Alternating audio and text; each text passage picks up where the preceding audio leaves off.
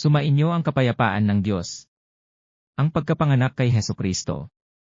Ganito ang pagkapanganak kay Hesukristo. Si Maria na kanyang ina at si Jose ay nakatakda ng pakasal. Si Maria ay natagpuang nagdadalang tao. Ito'y sa pamamagitan ng Espiritu Santo.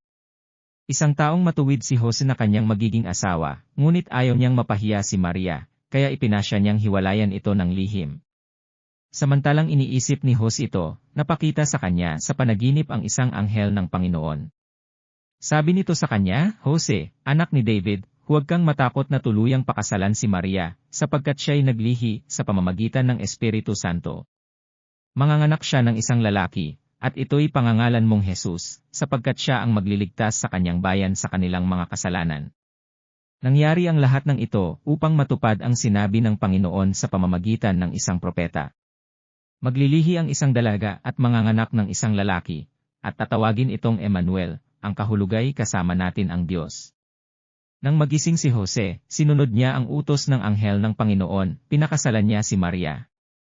Ngunit hindi ginalaw ni Jose si Maria, hanggang sa maipanganak nito ang isang sanggol na lalaki na pinangalan nga niyang Jesus.